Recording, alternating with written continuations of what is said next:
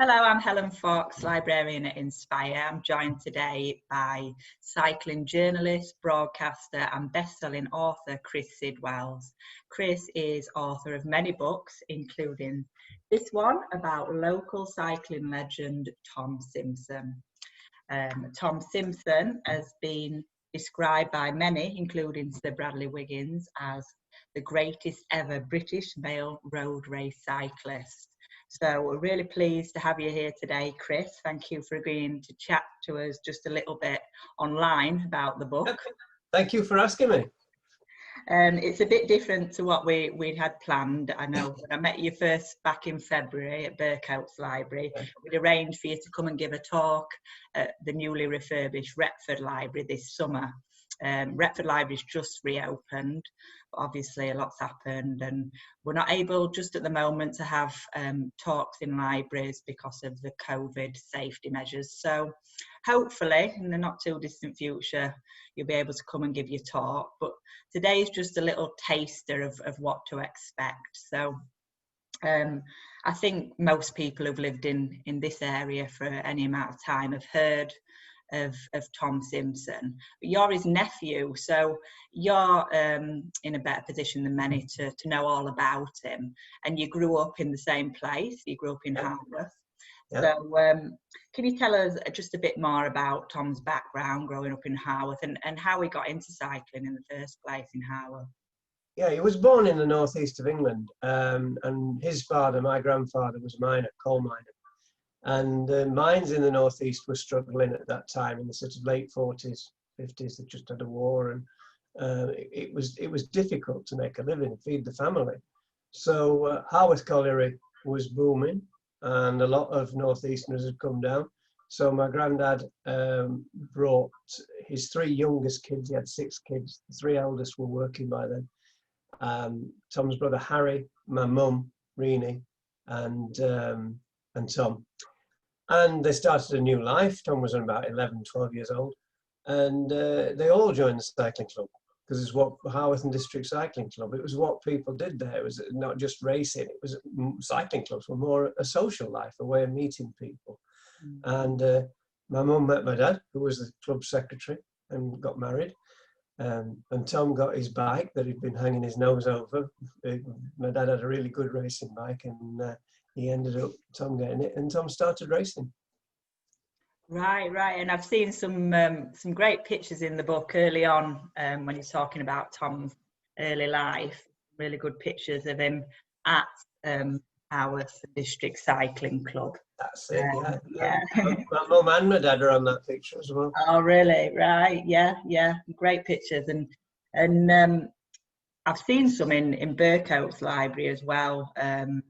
Quite a few pictures that have obviously been given to us, and there's lots of newspaper articles and things.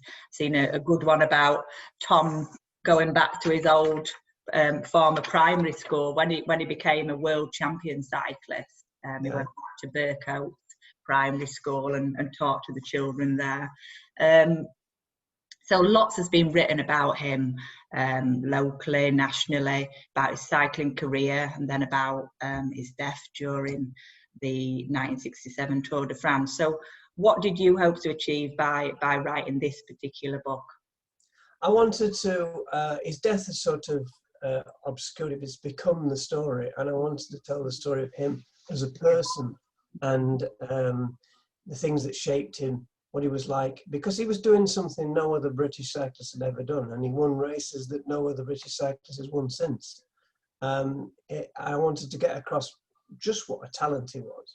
And I interviewed, I had a unique access to his family, but his rivals, his teammates. Eddie Merckx, the greatest cyclist there's ever been, all of the professionals from that era, and they all spoke extremely highly of him. And I sort of discovered a person that really literally was going where nobody'd been, and possibly having to make decisions as a young man that he hadn't got the life experience to make, but he made a great success of it for a long time. He used to work at the glass bulb factory, and the manager of the glass bulb factory used to say that he saw Tom Simpson leave in the Easter of 1959, pedal through the gates of the glass bulb factory. And the next time he saw him, he drove back through the gates in a Rolls Royce. Amazing. It was a rags to riches story. Ended up being a tragic story. He was the first ever cyclist to win the BBC Sports Personality of the Year. The first British cyclist to win one of the big 5 races called the Monuments, which he won 3 of. Only Mark Cavendish has won 1 since. Tom was the first men's elite road race world champion. Only Mark Cavendish has done that. And so, although he didn't win the Tour de France, he did win a lot of everything else that British cyclists won. I know British cyclists are winning the Tour de France, but that was the race he really wanted to win, and it wasn't to be. Yeah, it really comes across in the book, not only, you know, what a great cyclist he was and a sportsman, but it is about him as a person. And what came across to me is just that competitiveness in him, which I read, you know, in the early bit you talked about. It was his older brother Harry who got into, he was more sporty, wasn't he? And he got into it first, and then Tom was like, well, I'll have a go at this and I'll beat my older brother. You know, it seems that he was competitive and a real character. Can you just give us an example of that, maybe? Yeah, he was extremely competitive and extremely talented. Once he'd grown, I mean, he was a little kid. That's why he wasn't very good at first, scrawny little kid. And when he got to 16, he started to grow. And by 18, he was going to the Olympic Games in Australia. He'd never been abroad. You know, so it was all an adventure. And he just blitzed the races no other British cyclist had done before. But he also was charming. He learned languages. He was funny. He could be funny. He could be very cynical. He could be sometimes a bit vindictive. It was a bit moody. But he liked fast cars. First thing he ever bought himself was an Aston Martin. He lived in a flat in Paris where they had a chair, a table, a refrigerator, and but it was bare. But outside there was a brand new Aston Martin. That's when he first started his career. Met his wife in Europe. She lived. It's a great love story. She lived just north of Doncaster. She was a farmer's daughter. Tom was a miner's son. They would never have met, but when he moved to France, to Brittany, she was working there as an au pair.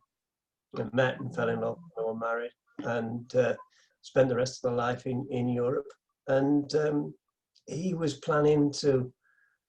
He'd created businesses. He'd invested his money, and he was planning to retire at 32 from cycling and building all sorts of things.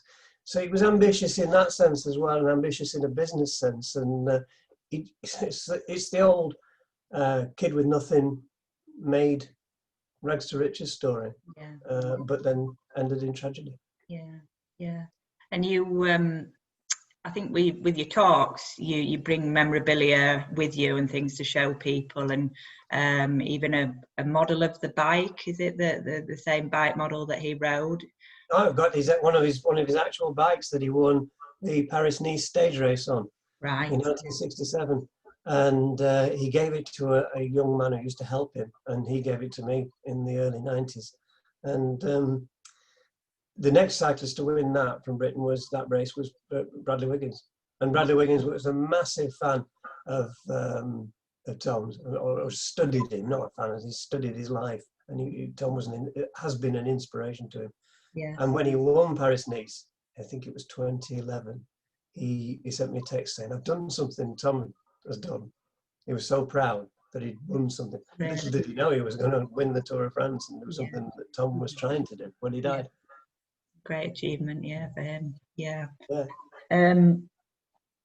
So just moving away now, just from Tom, it seems that Nottinghamshire as a county has quite a rich cycling heritage, and you mentioned that you were next looking at writing a book about the TI rally team, and obviously, Inspire, we have Nottinghamshire Archives where the They hold rally archives there, and we've got lots of interesting photographs of old cycling clubs and things like that in our libraries on the Inspire Picture Archive online as well.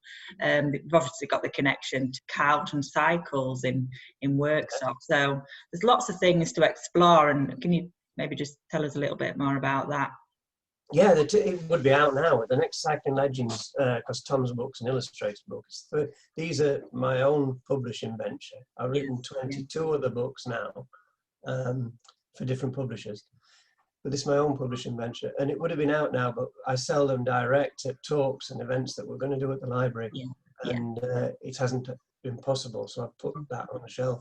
But the TI Rally team was set up in the early 1970s with an objective of getting a British cyclist on a British bike to win the Tour of France.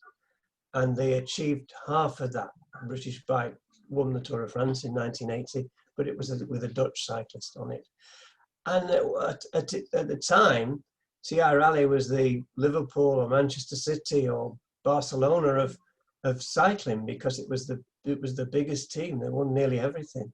So the story is the 10 years of that team, and they were a model for teams like Team Ineos now, or Team Sky as it was, because everything was done for excellence. The team manager had the best training, the best riders, the best equipment, and it's still remembered fondly that with the achievements that they did, and one of the first big super teams of cycling. Yes, yeah. You've got a website, as you mentioned, which is it's cyclinglegends.co.uk, and that's right. Lots of information there, and that's where you can buy books about Tom Simpson, the first one, naturally, in the series. Others, we've got some bargains as well. Some of my other books I've written for publisher, I managed to buy a few, and they're for sale, aren't they? Yes, and of course we've got the book in Nottinghamshire libraries, including Retford Library, available for loan. If people want to come and find out more, it really is, like you say, it's an insight into Tom's life and who he was as a person and a sportsman as well. So, you know, I'm really looking forward to when you can come and give the talk at the library, and knowing the amount of local interest in Tom, I'm sure it's going to be a sellout. Yeah, no, and I'm looking forward to it. And the talks are about 45, 50 minutes. People can ask me questions. And like I said, I've done 60 of them, and everywhere they've had me, they've said, come back and do the TI Rally one. So yes, brilliant, brilliant. Yeah.